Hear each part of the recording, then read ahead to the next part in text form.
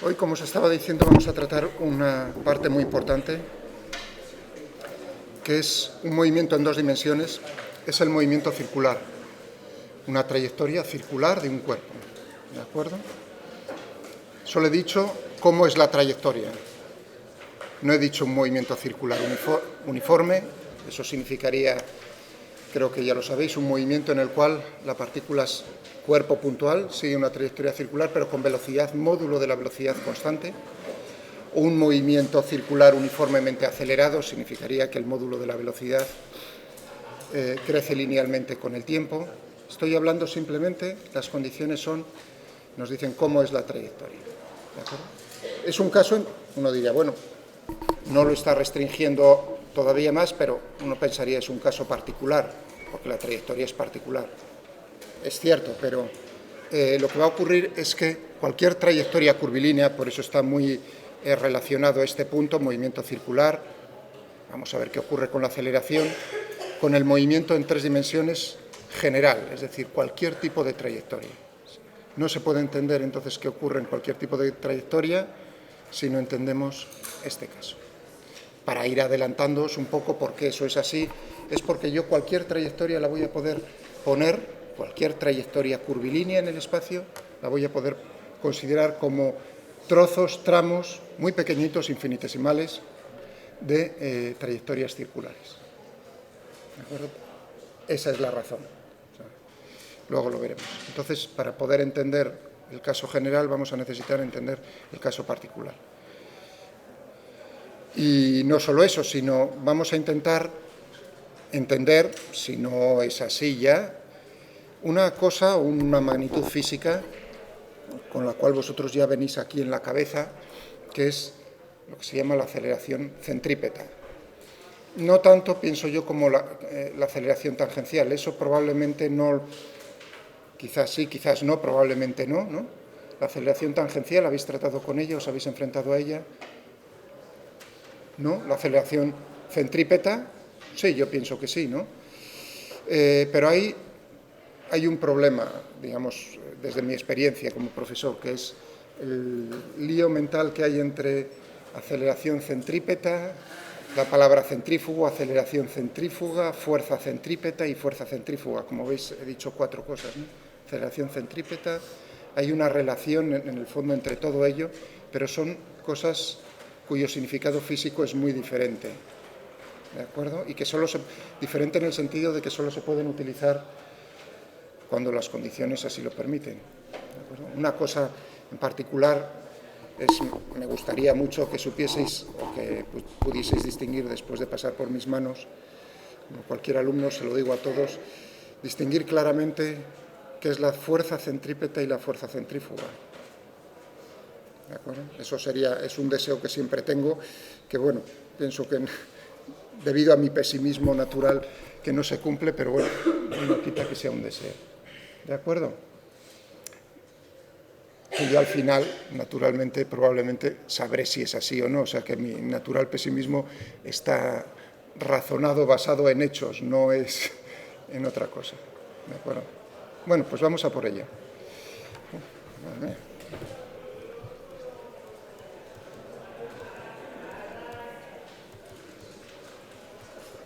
Movimiento circular.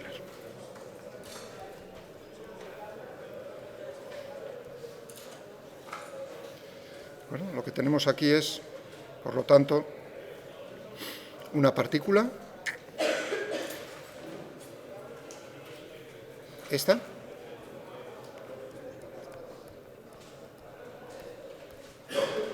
que sigue esta trayectoria, pues, de radio, vamos a llamarlo radio R, ¿no? La trayectoria circular.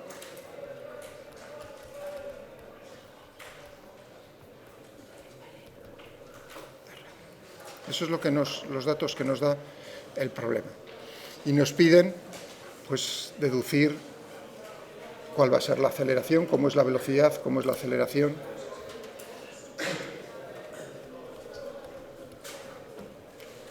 Tener información.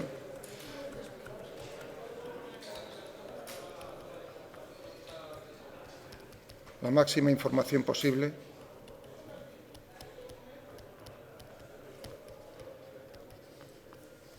acerca de la aceleración. Este es nuestro objetivo, de tal manera que nosotros luego podamos trasladar, como os acababa de decir hace un momento, esto que obtenemos aquí para esto, pues a otro caso, a los casos generales. ¿De acuerdo? Si veis, si uno piensa en este problema, dice, bueno, otras veces Miguel lo que me ha planteado es justo el contrario, me da cómo es la ecuación del movimiento, es decir, la aceleración del cuerpo y me pide, pues en el fondo, hallar la trayectoria. Si veis, ahora es el caso diferente. A mí me dan la trayectoria, no toda la información acerca de la trayectoria, porque saber todo acerca de la trayectoria sería decirme no solo cómo es el camino, la forma del camino, sino cómo en cada instante de tiempo dónde se va a encontrar sobre este camino, y eso no me lo dice. ¿De acuerdo? O sea, que es una parte. Por eso digo obtener la máxima información posible. Si tuviese la trayectoria completamente definida, entonces podría obtener todo acerca de la... No sería lo máximo, sino todo. ¿De acuerdo? Bueno, pues vamos naturalmente la trayectoria en un plano. Vamos a situar nuestros ejes cartesianos, sistema de referencia, como siempre.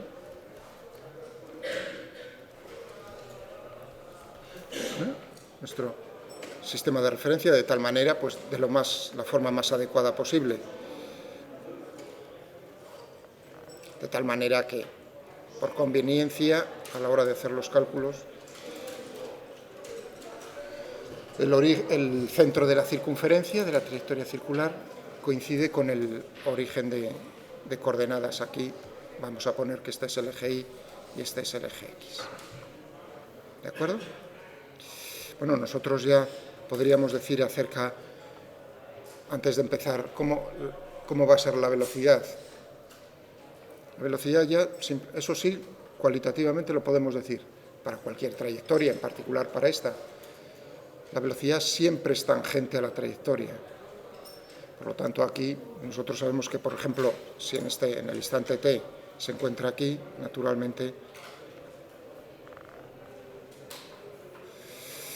la velocidad tiene que tener esta dirección en el espacio. Yo no sé muy bien si en este sentido o en este, pero desde luego esa dirección tangente a la trayectoria.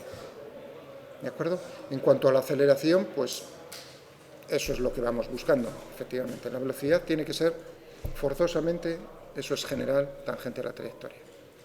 Si se está moviendo en este instante de tiempo en el sentido antihorario, tal como lo estamos viendo aquí, sobre la circunferencia, pues entonces la velocidad tendría este sentido. Si se está moviendo en el sentido horario, pues en este otro sentido. ¿De acuerdo? Vale. Aquí este es un problema en el cual es más conveniente trabajar con coordenadas polares en el plano, más que con coordenadas cartesianas. ¿Por qué? Porque uno está pensando, sí, que esto es un movimiento en dos dimensiones, pero ¿es un movimiento en dos dimensiones en el plano totalmente libre? No, hay lo que se dice en física o en ingeniería, hay una restricción, una ligadura en el movimiento. Nosotros estamos obligados a estar sobre ese plano, pero solo sobre una parte de ese plano, sobre esta trayectoria circular. Es decir, que X e Y hay una relación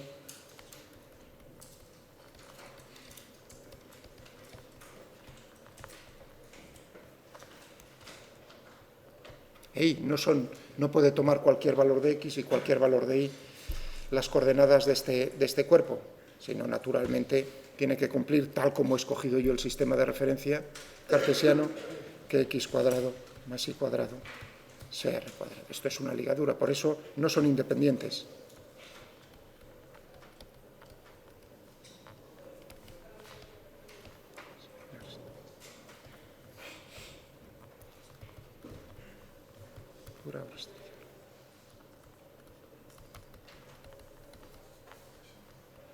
En el movimiento. Ahora cambio el color que había dejado en rojo.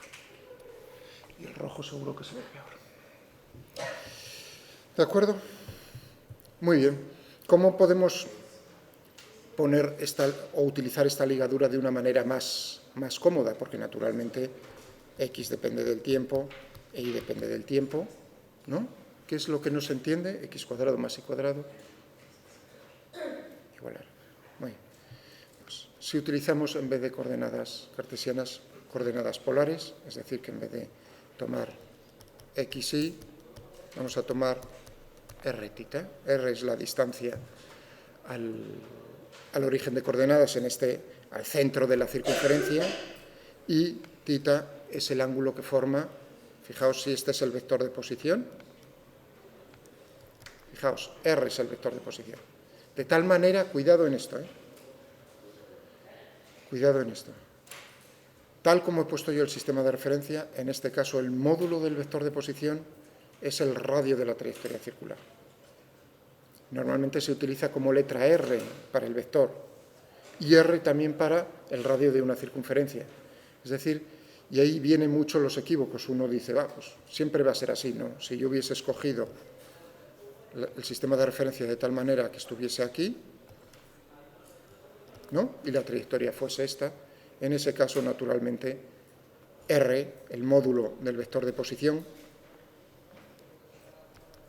que vendría dado de esta manera, no es el radio de la trayectoria circular. Cuidado con eso, porque ese es un equívoco muy habitual. O sea que ya veis por qué he colocado los ejes de una manera adecuada, para que esto no sea así. Por cierto, antes de que se me olvide, esto que estoy haciendo es un problema de todos los libros, en particular en el Tipler, también es un problema, digamos, muy parecido. Yo lo he dado de una forma un poco más general, pero es un problema que está en el libro que tenéis en la guía docente. ¿De acuerdo? Y yo lo estoy utilizando, este problema siempre lo utilizo con mis alumnos, como, digamos, para obtener precisamente la aceleración centrípeta y tangencial. Porque muchas veces, normalmente a este nivel, se utiliza, como hizo Newton, para llegar a esas aceleraciones, la aceleración centrípeta y tangencial, en particular la centrípeta, se utiliza un razonamiento que es geométrico. Es decir, que en todos los libros, en particular en el Tipler, veréis cómo, por cierto, a veces según las ediciones, no vaya a ser que tengáis diferentes ediciones, porque a veces, ¿no?, uno coge de hermanos, de familiares, de conocidos, ediciones antiguas, baila entre el capítulo, si no me equivoco, entre el capítulo 3 y el capítulo 5. A veces cambia de edición a edición, como veis. Entonces eso significa que se puede meter en un sitio, en cinemática o en dinámica. A veces cambia de opinión los autores, en este caso, y lo ponen en un sitio u otro. ¿De acuerdo? No os preocupéis por eso. Miráis donde ponga en el índice movimiento circular, según la edición, y tendréis lo que estoy yo diciendo, que normalmente se utiliza un argumento geométrico, es decir, un gráfico, una representación gráfica para llegar a obtener eso. A mí no me termina de convencer, eso no es que no me convenza, se puede ver, sino a mí me gusta más, ya que el cálculo, digamos, es la base de lo que hizo del trabajo de Newton, las leyes de Newton, como herramienta. A mí me gusta utilizar también el cálculo para obtener eso y no un razonamiento gráfico que es válido. ¿Entendido? Es este problema en el que también ponen en los libros, digamos, la herramienta, cómo podemos llegar de una manera utilizando el cálculo, o sea, derivando simplemente las derivadas, cómo podemos llegar al mismo resultado. ¿Entendido? Sin tener que preocuparnos demasiado por la representación gráfica. Con eso os invito a que, después de que veáis este problema, lo comparéis y le echéis un vistazo a los libros y veáis cómo se llega al mismo resultado gráficamente. ¿Vale? Echadle un vistazo. Eso no lo voy a hacer yo, no lo creo.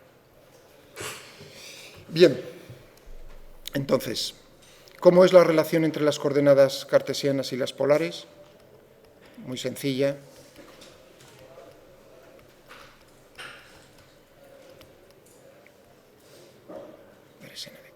Yo tomo titas positivos en el sentido antihorario, tal como estáis viendo. ¿De acuerdo? Habría naturalmente un eje Z que es saliendo de la pizarra, XY, y saliendo perpendicular a la pizarra o a la pantalla, y saliendo tendríamos el eje Z. ¿Entendido? Por supuesto, si las coordenadas dependen del tiempo, estas cartesianas, aquí en general, en el plano también dependerían del tiempo. Pero uno ve por qué es más conveniente utilizar polares, porque en nuestro problema, en nuestra trayectoria, ya directamente la ligadura, la restricción, nos dice que R es constante. Es decir, que lo único que vamos a tener como dependencia temporal es tita. ¿De acuerdo? Y a la hora de derivar, pues está muy bien, va a ser muy cómodo, como vais a ver ahora a continuación. ¿De acuerdo? Muy bien. Ya tenemos cómo es la posición en coordenadas polares, que van a depender del tiempo, y ahora pues vamos a hacer el primer paso para llegar a la velocidad, demostrar que eso que acabo de decir, que es, en este caso también la velocidad tangente a la trayectoria, también es cierto, vamos a por si acaso no os fiáis, y vamos a darle otra vuelta de tuerca, otra vez vamos a derivar para obtener la aceleración y ver qué es lo que ocurre. Entonces, ¿entendéis ahora el paso? Simplemente es derivar.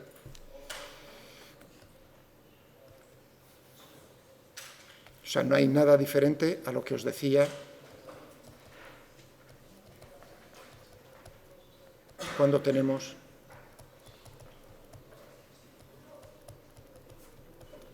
este tipo de problemas.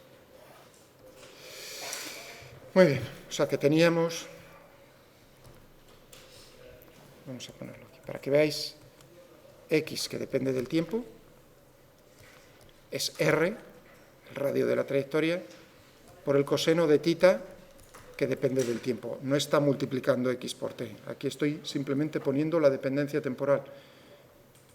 E y, que es una función del tiempo, es r, seno de θ, que depende del tiempo. Hombre, como veis, se cumple que x cuadrado más y cuadrado es r cuadrado, ¿no? Eso es evidente. Muy bien, derivemos.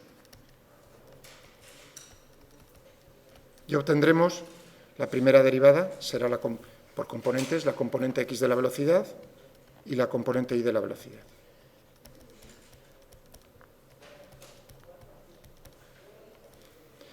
Si r es constante, ahí es donde veis, si no tuviésemos esa restricción, tendríamos que hacer, naturalmente tendríamos el producto de dos términos que dependen del tiempo, y bueno, no hay dificultad a la hora de derivar. Constante, únicamente depende del tiempo θ. Es decir, que tendremos r por, y ahora aplicamos la regla de la cadena, derivamos con respecto a θ por la derivada de θ con respecto al tiempo. Claro, el coseno es menos el seno por la derivada de θ con respecto al tiempo. Voy a ponerlo delante del seno para que no creáis que...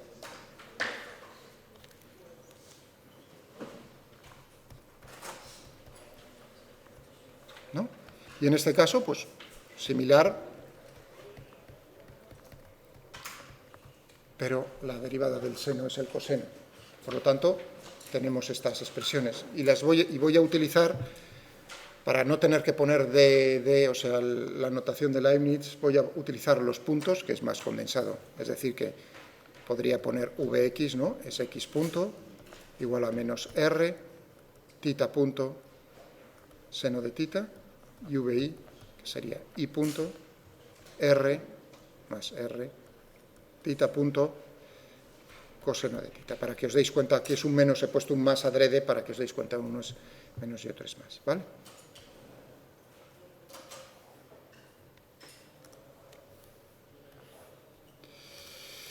Muy bien, pues ya tenemos aquí nuestras velocidades. Por cierto,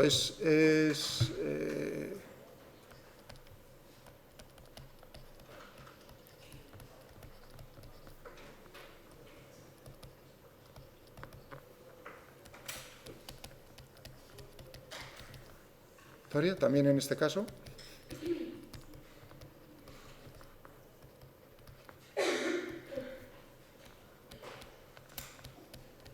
Demostrar matemáticamente. Fijaos que lo que tenemos es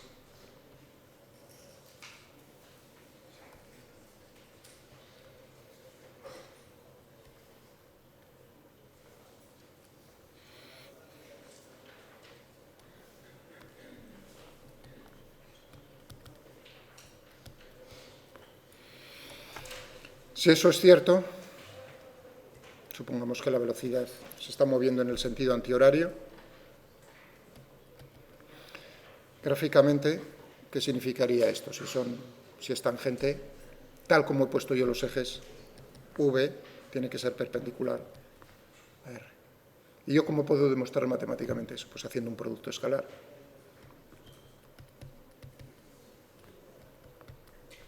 Es igual a 0. Si se cumple eso, naturalmente, entonces tenemos lo que acabo de decir. Hagamos el producto escalar. Sería entonces Vx por x más Vi por y. Vx lo tengo aquí, sería menos r tita punto seno de tita por r coseno de tita, ¿no? Y ahora tendría más, ahora tengo la componente y, que es r tita punto coseno de tita por r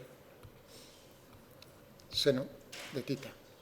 Y como veis es la misma expresión, r tita punto seno, o sea, r cuadrado tita punto seno coseno, r cuadrado tita punto coseno seno, que más me da el orden, es decir, que esto es igual, al ser el signo diferente, igual a 0, por lo tanto son perpendiculares, efectivamente.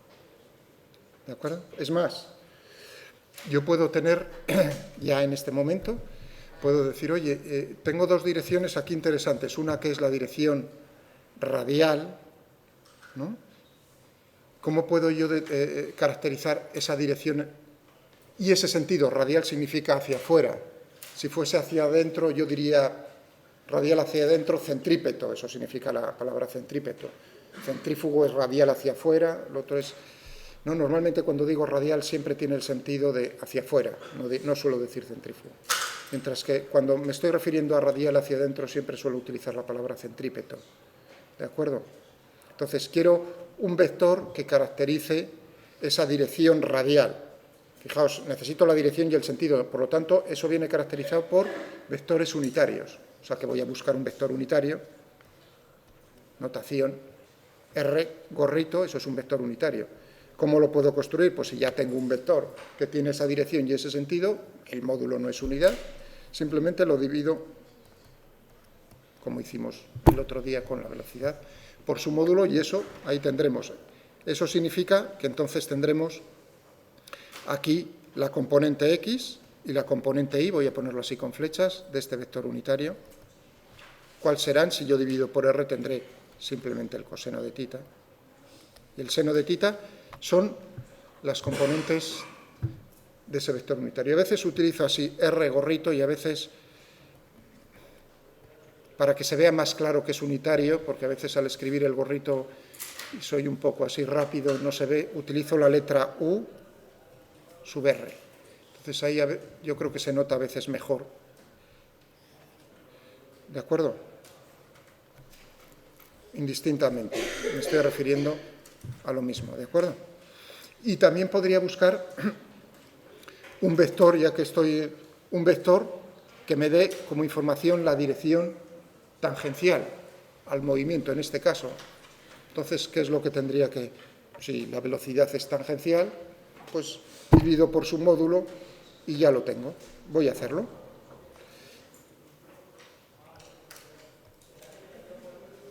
O sea que tengo...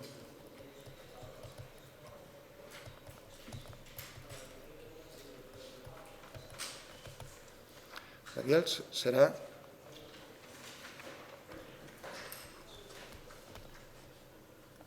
Con esto estoy poniéndolo de una manera, las componentes, o si quisiese ponerlo con vectores unitarios según el eje Y y el eje X.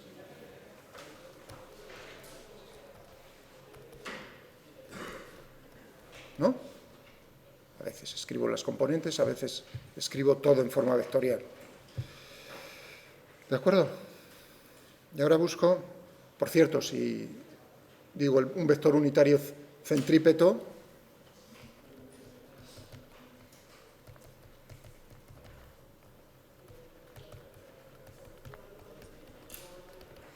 radial, o sea, hacia el centro de la trayectoria circular, radial hacia adentro.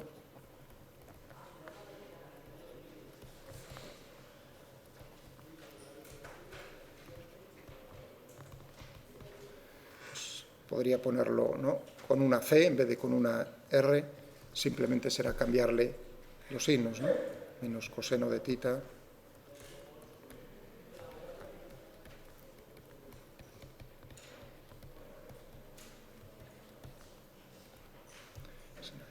¿Vale? Muy bien, y ahora estaba diciendo un vector unitario tangencial. Pues yo lo puedo construir tomando la velocidad y dividiendo por el módulo de la velocidad. ¿De acuerdo? Teníamos entonces en la velocidad, si recordáis, teníamos menos r seno de tita punto, perdón, r tita punto, seno de tita, por i, más r tita punto, coseno de tita, por j, la componente x, la componente y de la velocidad. Entonces tendremos aquí un vector unitario tangencial y dividimos. ¿Cuánto vale el módulo de la velocidad?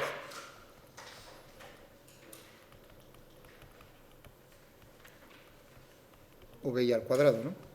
Es decir, que tendré esto al cuadrado, r cuadrado, tita punto al cuadrado, seno cuadrado de tita, más r cuadrado, tita punto al cuadrado, coseno cuadrado de tita, raíz cuadrada, seno cuadrado más saco factor común, seno cuadrado, coseno cuadrado, 1, raíz cuadrada de r cuadrado, tita punto al cuadrado, perdón, r, tita punto. Cuidado, porque ahí es donde podréis... Esa expresión no está del todo matemáticamente correcta. Porque fijaos que tita punto, la derivada de tita con respecto al tiempo, puede ser positivo o negativo. Es como varía el ángulo con respecto al tiempo. Yo estoy midiendo en el sentido antihorario. Naturalmente, si se está moviendo en el sentido antihorario, tita punto es positivo. Pero si se estuviese moviendo en el sentido horario, el cuerpo, entonces tita punto, tal como he escogido yo el ángulo polar, sería negativo. ¿De acuerdo? Pero aquí me estoy refiriendo al módulo de la velocidad, por lo tanto esto naturalmente sería el módulo de esto, r siempre es positivo, es decir, r. Eso sería totalmente correcto. Lo digo porque normalmente uno con las prisas pone esta expresión, ¿no? Pero pensando que aquí está expresando el módulo de cómo cambia el ángulo con respecto al tiempo. ¿De acuerdo? Ahí viene una expresión que ya seguro que habéis visto, que se usa masivamente de memoria, ¿de acuerdo? Que es no con la letra que he puesto yo, el tita punto, pero sí de otra manera y con otra letra, que es omega.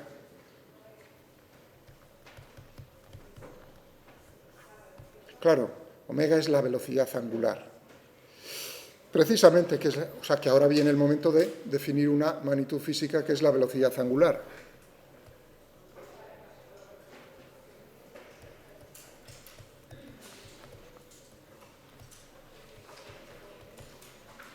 Se suele utilizar la letra griega omega, lo mismo que para la frecuencia angular.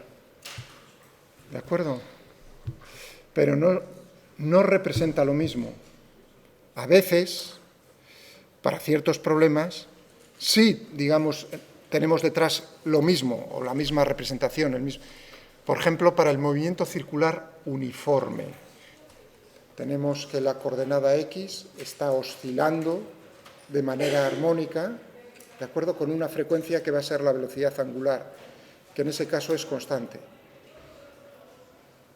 ¿Entendido? En ese caso, pero habéis visto que he dicho movimiento circular uniforme. Pero si quito lo de uniforme, entonces la velocidad angular es una cosa y probablemente no haya ni repetición del movimiento. Entonces no habrá frecuencia angular en el... ¿Entendéis lo que quiero decir? O sea que hay que tener mucho cuidado con utilizar la misma letra. Históricamente es así, pero hay que entender qué significa en cada caso. Para problemas sencillos, uno indistintamente va a tener el mismo valor detrás, pero para otros problemas no. Bueno, velocidad angular. O sea, por ejemplo, otro. Ese quizás no sea el más...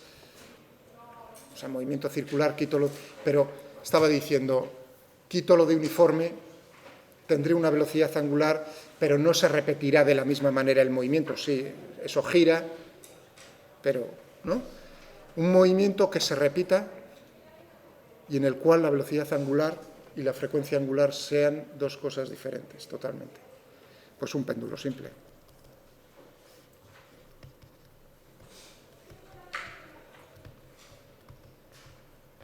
Si yo coloco el péndulo, bajo la acción de la gravedad, naturalmente, pues lo que todo el mundo sabe es que esto va a oscilar, ¿no?, entre estas dos posiciones, ¿de acuerdo? Y sigue además una trayectoria circular de radio L, la longitud de la cuerda, ¿de acuerdo? Pero ahí ya uno tiene que ver que está hablando de un periodo, por lo tanto de una frecuencia angular, en la oscilación, ¿no? ¿Está oscilando eso? ¿Sí o no? Sí, ¿no? Eso lo veis todos. Entonces, ¿puedo hablar del periodo, del tiempo que tarda en repetirse el movimiento? Sí, hombre, evidentemente. ¿Puedo hablar de la frecuencia? Evidentemente, la inversa del periodo. ¿Cuántas veces por segundo se repite ese movimiento? ¿Puedo hablar de la frecuencia angular? Efectivamente, de 2pi por la frecuencia, ¿no? Vale. Pero ¿puedo hablar en este problema de velocidad angular? Es una trayectoria circular, un arco de circunferencia. No llega a darle la vuelta, aunque con los otros le llego a dar la vuelta. O sea, como veis, con vosotros me restringo mucho, con ellos ya doy mucha más mano libre en segundo. Porque este movimiento, ahí viene el peligro, es decir, yo entiendo todo acerca de este movimiento, no. Entiendes una parte pequeña de ese movimiento a este nivel. Este movimiento es mucho más complicado de lo que uno cree. ¿De acuerdo? Eso es un aviso para navegantes, quiero decir, porque uno piensa que este movimiento está chupado y efectivamente no es muy complicado, pero bajo unas restricciones que a lo mejor uno se olvida de ellas. Bueno, olvidaos de eso. Oscilación, un péndulo simple. Pero aquí tengo yo una velocidad angular. ¿Cómo cambia, por ejemplo, si yo llamo esto al ángulo tita, ¿no? Está cambiando en el tiempo. Y ahora pensad en dos, para que veáis que tengo velocidades angulares diferentes a lo largo del movimiento. Tengo una frecuencia angular determinada,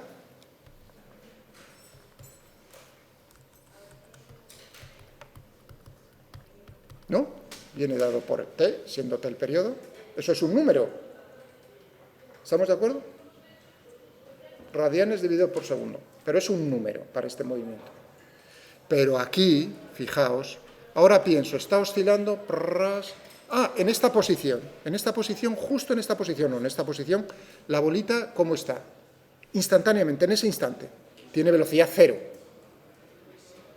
¿no? Cero. Eso significa que, ¿cómo cambia el ángulo con el tiempo instantáneamente en esta posición y en esta posición? Cero. Eso quiere decir que la velocidad angular aquí y aquí es cero.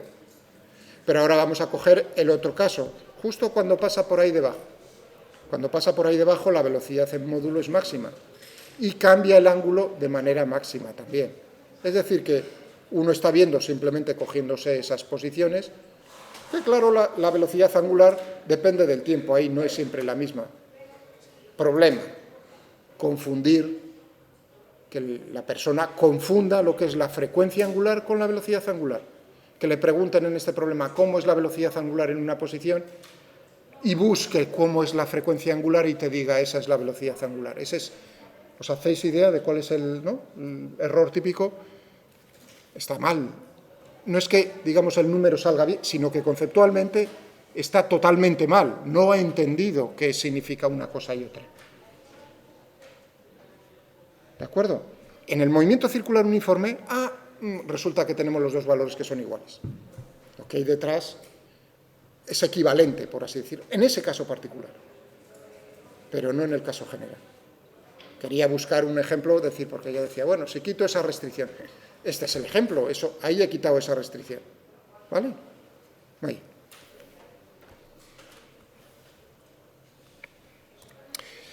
Entonces tenemos que en el sistema internacional es radianes, ¿cuánto radianes dividido por segundo está cambiando el asunto? Y es simplemente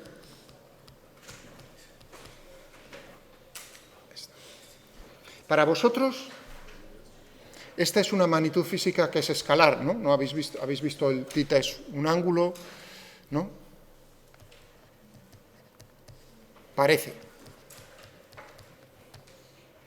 Bueno, con vosotros no me parece mal que os parezca, por utilizar así, ¿de acuerdo? Un trabalenguas. No me parece mal que os parezca y no lo doy como un error en absoluto. Pero sí me gustaría que tuvieseis en la cabeza la idea de que eso no es así. Que la velocidad angular también es un vector. ¿Entendido? Para vosotros, conmigo, no va a haber problemas, ¿de acuerdo?, en que lo utilicéis como un escalar, por el tipo de problemas que vamos a tener con vosotros. Pero en general eso no es cierto. Entonces no me gusta decir una cosa, ¿no? Decir, bueno, es un escalar, cuando realmente no es cierto. Entonces, que salga luego la gente al mundo y diga, es que mi profesor de física dijo que esto es un escalar, y te mire uno diciendo, joder, te está contando unas bolas que no es. No me gusta, ¿entendéis? Es decir, para problemas particulares lo vamos a poder tratar como un escalar. Realmente es un vector, para decir la verdad. ¿Qué dirección tiene? Fijaos que he puesto el plano XY en el plano de la circunferencia, y dije antes, el eje Z, ¿no?, alguna importancia puede tener. Pues es un vector que tiene una componente a lo largo del eje Z, que es omega. ¿De acuerdo? Tiene la dirección de Z. Si omega es positivo, va en el sentido positivo de Z, y si no, en el sentido negativo de Z. Vale, con eso, digamos, ¿de acuerdo? Me quedo por satisfecho, pero ya que estamos utilizándolo así, naturalmente le estoy quitando el signo de vector. Pero puede ser positivo y negativo, ¿eh? Lo que acabo de decir yo, o cero, claro, naturalmente. Muy bien. Es decir, que si utilizo esta letra,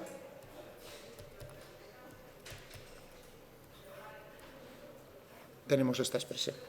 Pero con cuidado, ¿eh? Aquí estoy, el módulo de la velocidad angular. Esa es lo que uno no suele escribir.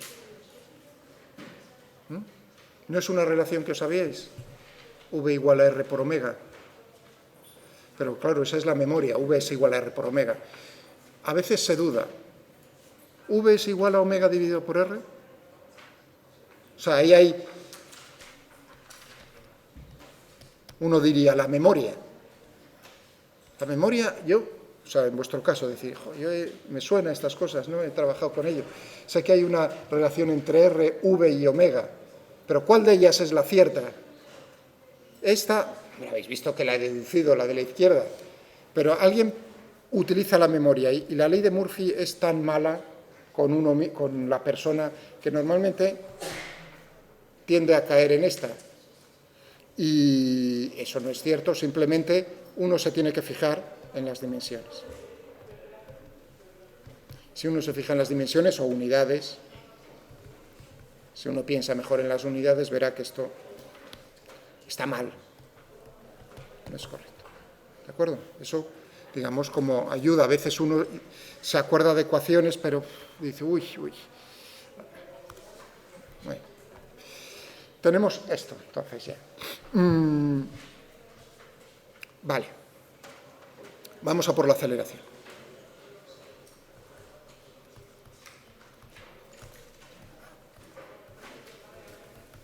Entonces no nos queda más que derivar otra vez. Tenemos ya la velocidad. Tendremos esto. Es decir, que tendremos que AX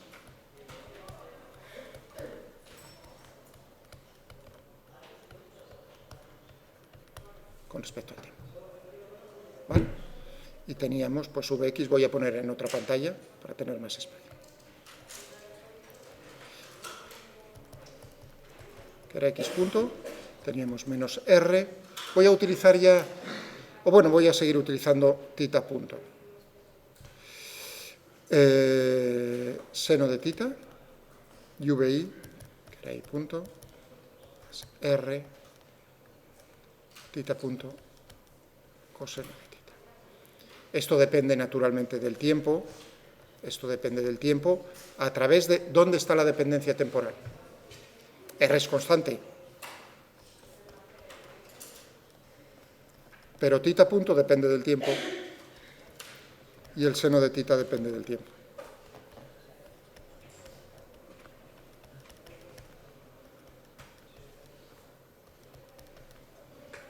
Porque yo estoy diciendo que es una trayectoria circular, pero no he dicho que sea uniforme, sino general. Si fuese uniforme, significaría que omega, que θ punto es constante.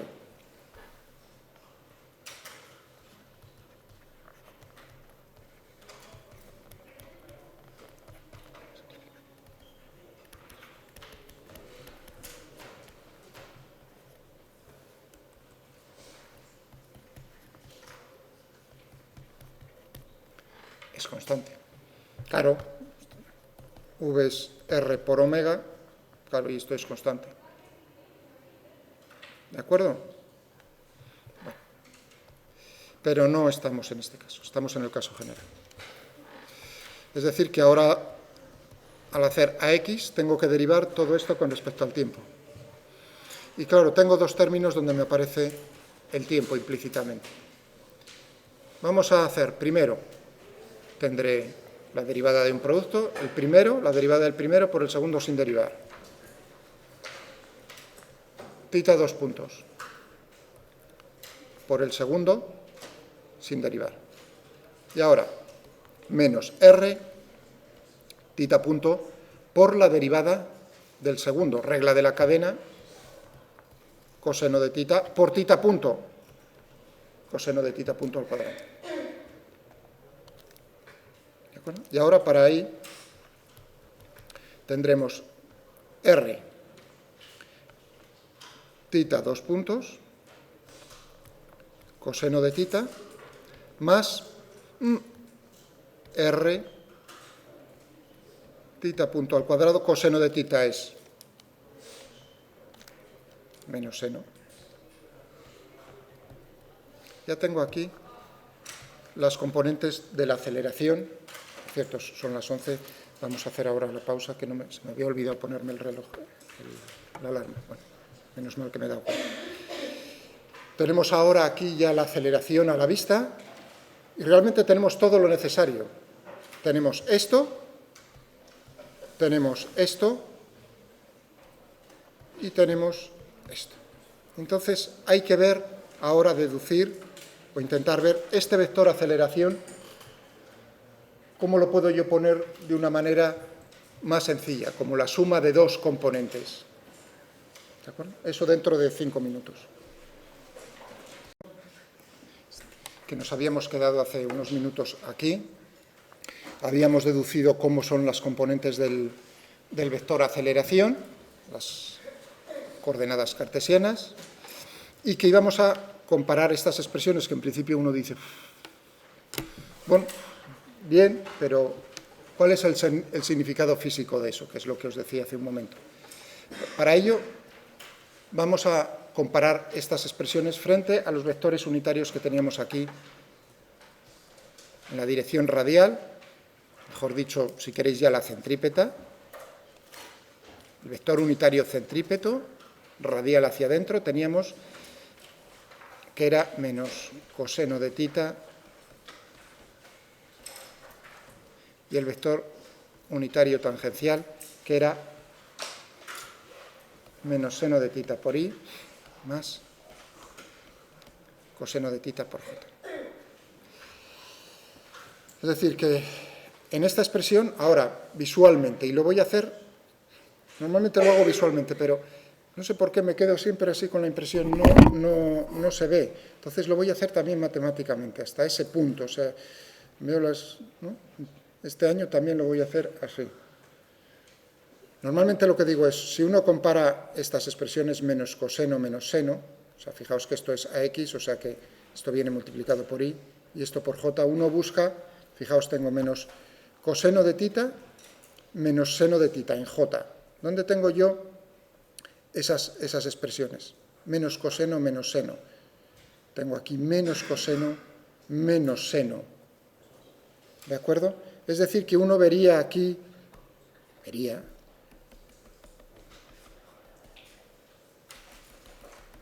que efectivamente tengo un término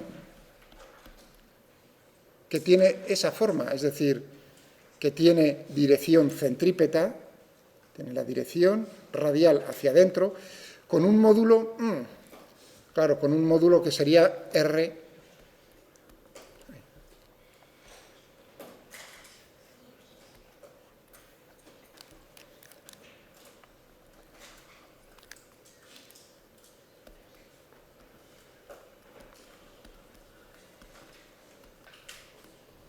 ¿No?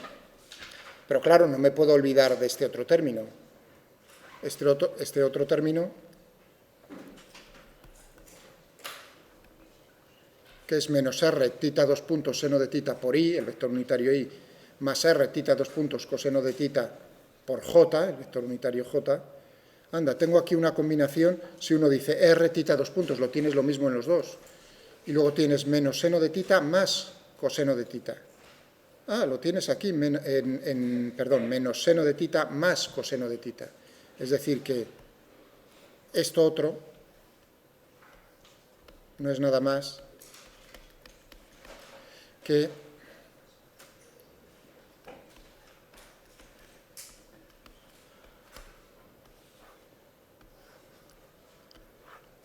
yo podría expresar el vector aceleración como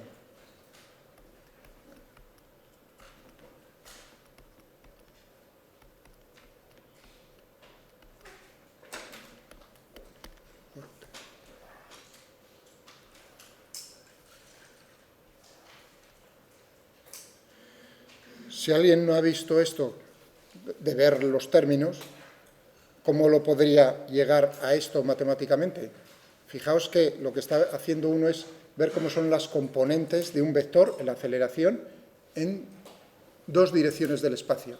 ¿Cómo averiguo yo cómo es la componente, la proyección de un vector en una dirección del espacio? ¿Cómo se hace matemáticamente? Es decir, no quiero borrar esto, porque si no, voy a borrar aquí arriba, eso sí. Permitís aquí arriba por dejar un poco de espacio. Poder escribir. Si yo tengo aquí un vector A y me dicen que hay la proyección sobre un vector que es B. Uno dice, pues tienes que proyectar esto, ¿no? Piti, piti, piti. Es decir, tendrías que ver cómo es este ángulo, alfa, de alguna manera, y entonces tendrías el módulo de este vector por el coseno de alfa. ¿De acuerdo? Eso es lo mismo que decir, en esta dirección del espacio de B, tengo un vector unitario que es B gorrito. Esta es la componente de A lo largo de B. El producto escalar, por supuesto, el producto escalar. Módulo de uno, módulo del otro, por el coseno. Por el módulo A de B gorrito, que es unitario. Por el coseno del ángulo que forman. Ya veis que aquí ya no pongo el signo delta. ¿No? Esa es la componente en esa dirección del espacio. Es decir, que cuando uno quiere la componente X de un vector, un sistema de referencia cartesiano, ¿qué es lo que está haciendo? Está proyectando, es decir, está haciendo el producto escalar de ese vector por el vector unitario Y. Y lo mismo para J y lo mismo para K. Entonces, en este caso, claro, parece que es... ¿no? Cuando uno... Es que lo hace tantas veces que uno no está pensando en eso. Pero ahora sí conviene pensar en eso. ¿Por qué? Porque ahora son dos direcciones que no es ni el eje X ni el eje Y. Una es la dirección radial hacia adentro y otra es la dirección tangencial. ¿Cómo proyecto sobre...? Entonces, ¿cómo llego yo a esta expresión? Tan sencillo como hacer esos productos. Es decir, que si yo cojo y digo... C, perdón. 1. Y yo hago A. Tendré cuánto vale en cada una de las direcciones, centrípeta, radial hacia adentro y tangencial. ¿Estamos de acuerdo? Y que nos saldría, y ahí es donde ya me planto. Tenéis que comprobar si hacéis ¿Esto qué sería? AX por UCX más AI por UCI, ¿no? En coordenadas cartesianas. ¿Y esto qué sería? AX por... Vamos a quitarle aquí el gorrito. Aquí el gorrito. UTX más AI UTI. Hacéis estas operaciones, ¿no? Esos son productos escalares en vectores, ¿no? Con coordenadas cartesianas. Pues obtendréis naturalmente que en este caso va a ser, en el caso de UC, tendremos R. Tita punto al cuadrado, y en este caso tendremos que es R tita 2 puntos. Es decir, que eso es lo que os comentaba hace un momento, decir, matemáticamente. Es decir, yo no quiero ni siquiera fijarme en cómo son las expresiones. No tengo ganas. Pues tendré que hacer esos productos escalares. Si a mí me dan las coordenadas, las componentes cartesianas de un vector y de otro vector, simplemente los multiplico escalarmente y ya tengo lo que buscaba. ¿Está claro? Pero, hombre, siempre es conveniente también fijarse en cómo es la forma de las expresiones. ¿De acuerdo? Y ahora viene el sentido. Vamos a poner estas expresiones.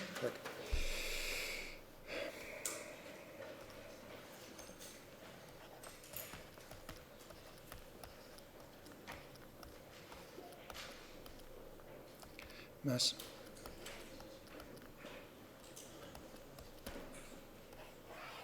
Fijaos que lo pongo más grande.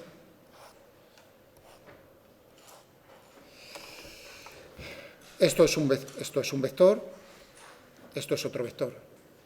A este vector le voy a llamar la aceleración centrípeta y a este vector le voy a llamar la aceleración tangencial. ¿Por qué? Porque tiene esa dirección y ese sentido. Es decir, que yo podré poner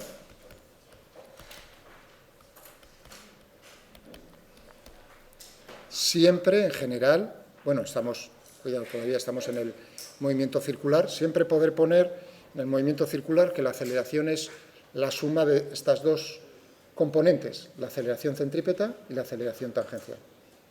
En módulo, ¿cuánto vale la aceleración centrípeta? Uno dice, anda, pues en módulo tienes R tita punto al cuadrado, que es R omega al cuadrado, por utilizar ahora vuelvo a coger la letra, R omega, la velocidad angular, R omega al cuadrado, pero omega era V dividido por R. Es decir, que tendré V cuadrado. Lo que os sabíais de memoria. Es decir, que la aceleración centrípeta es el módulo de la velocidad al cuadrado dividido por el radio de la trayectoria. Eso apostaría cualquier cosa a que todo el mundo lo ha oído, lo ha visto, esta expresión, ¿no? ¿La habéis visto? Como yo al final la he puesto.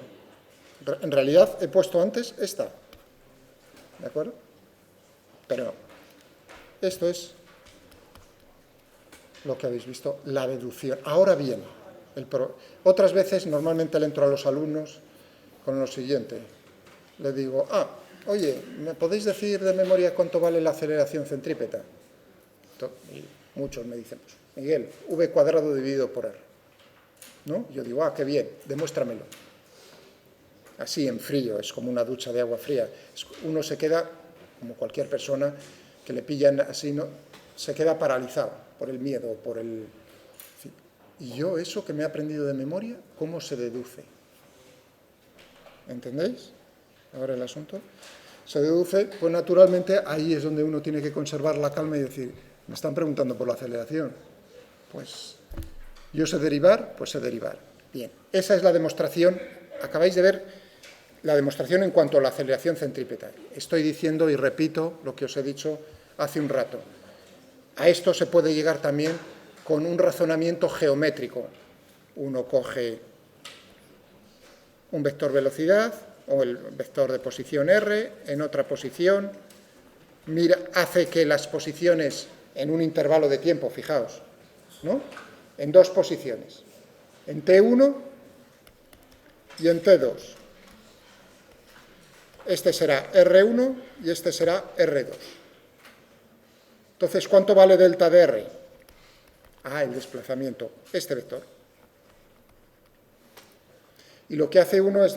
y entonces la velocidad, por lo menos la velocidad media, tiene la dirección y el sentido de este vector. Claro, si uno hace tender T1 hacia T2 o T2 hacia T1, entonces está viendo precisamente cómo ese vector tiene la dirección tangencial. Ahora el mismo juego, eso lo he hecho para las posiciones, se hace con el vector velocidad. ¿De acuerdo? Y entonces llega también... Fijaos, si yo hago tender T2 hacia T1, lo que estoy viendo es que esto naturalmente tiende a esto, y es un vector, me olvido del módulo.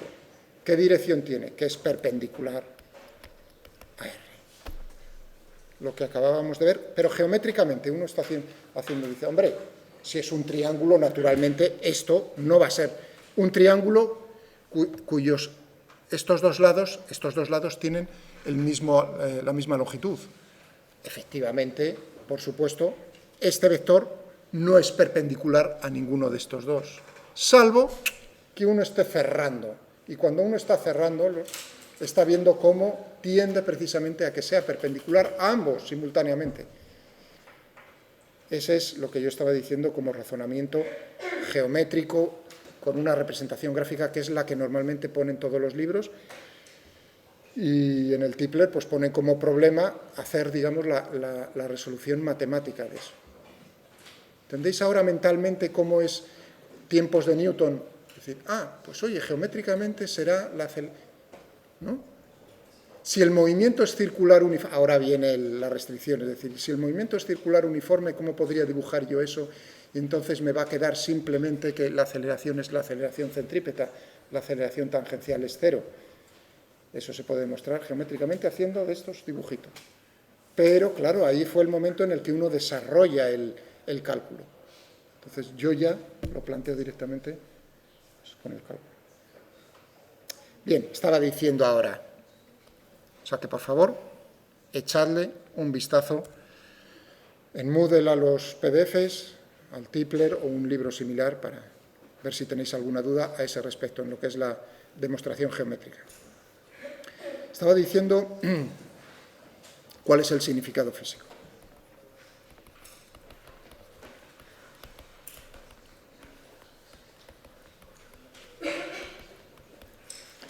Fíjate.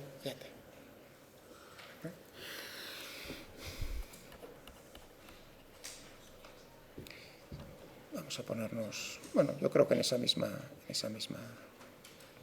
pantalla. Vamos a dejarlo aquí. Cojamos ese caso particular.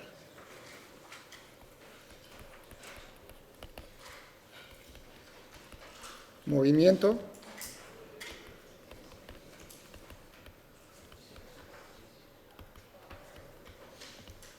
circular uniforme.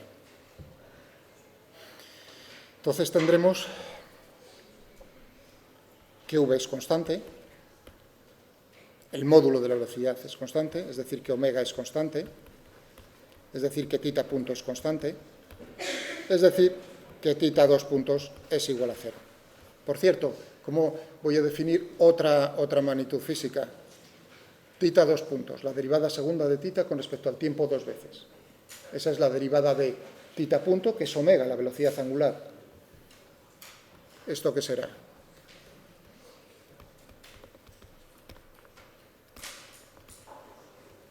Angular. Por supuesto, en el sistema internacional, radianes dividido por segundo al cuadrado. ¿De acuerdo? Eso quiere decir que en un movimiento circular uniforme, alfa es cero, omega es constante. Eso significa que este término es cero. El único término que tenemos en la aceleración es la aceleración centrípeta. Pero ¿qué está pasando en un movimiento circular uniforme? ¿Cambia el módulo de la velocidad? No, no cambia el módulo de la velocidad. Lo único que está cambiando es la dirección del vector velocidad. Cuidado con eso. Entonces, ya veis, tengo un movimiento en el que la velocidad en módulo no cambia. ¿Eso significa que el vector velocidad no cambia? Sí, está cambiando constantemente. Su dirección está cambiando el vector. Por lo tanto, la aceleración es distinta de cero. ¿Cuánto vale? Pues precisamente en módulo esto, en dirección radial y sentido hacia adentro. Hacia adentro de la curvatura de la trayectoria. Hacia adentro de la circunferencia.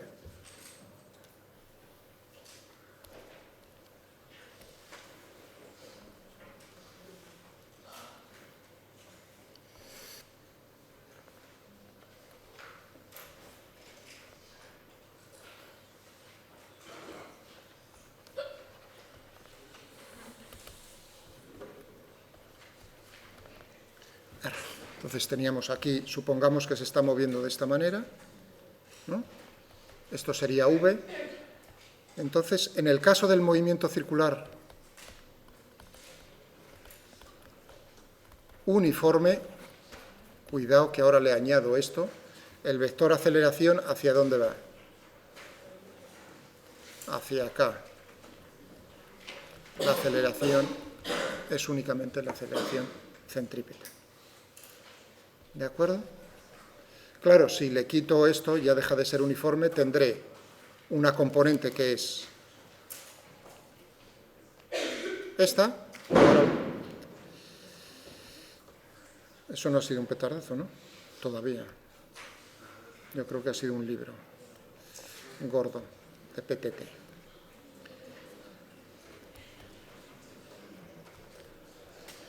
Tendré que la aceleración tangencial, que tiene esa dirección,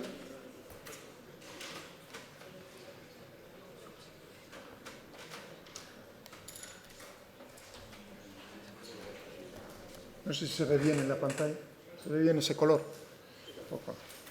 Este es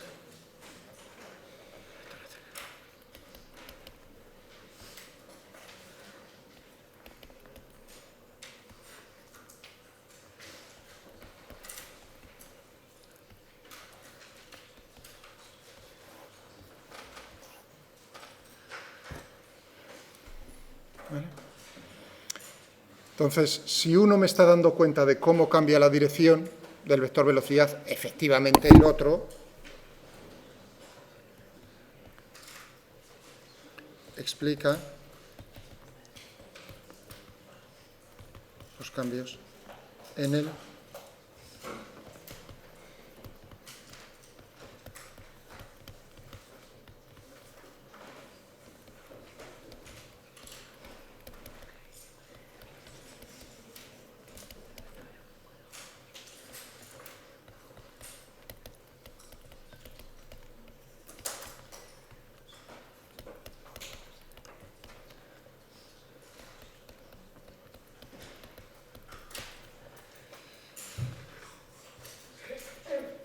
¿De acuerdo?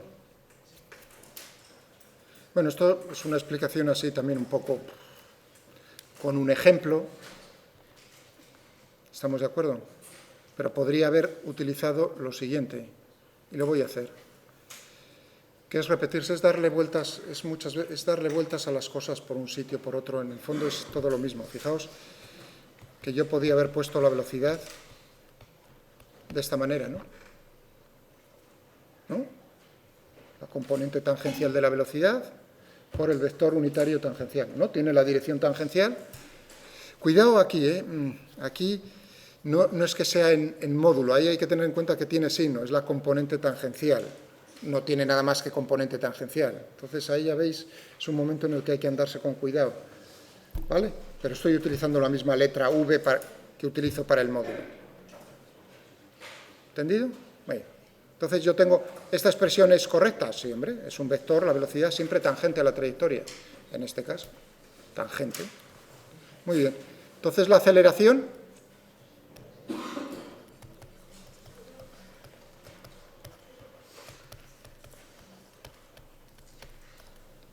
de V por VT, ¿no? Es decir, que tendré la derivada de V con respecto al tiempo por u de t más v por la derivada de. Y ahora comparo frente a lo que tenía antes. ¿Esto qué es?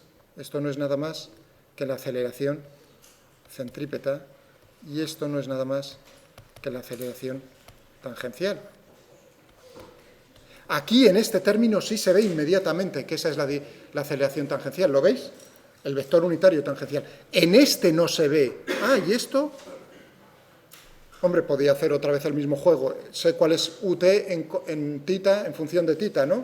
Menos seno de tita, coseno de tita. Lo derivo y podría llegar a la misma conclusión. ¿Pero para qué? Si ya sé que esto es, no me queda más remedio, no queda más remedio que eso sea. Pero físicamente, lo que acabo de decir, lo que acabo de hacer aquí es tan sencillo como cambios en el tiempo del vector velocidad, cambios en el módulo de la velocidad, cambios en la dirección del vector velocidad. ¿Estamos de acuerdo entonces que la aceleración tangencial explica los cambios en el módulo de la velocidad y la aceleración centrípeta, los cambios en la dirección del vector velocidad? Cogí primero un ejemplo, movimiento circular uniforme, para darme cuenta de eso, pero ahora lo estoy haciendo en general. ¿Vale?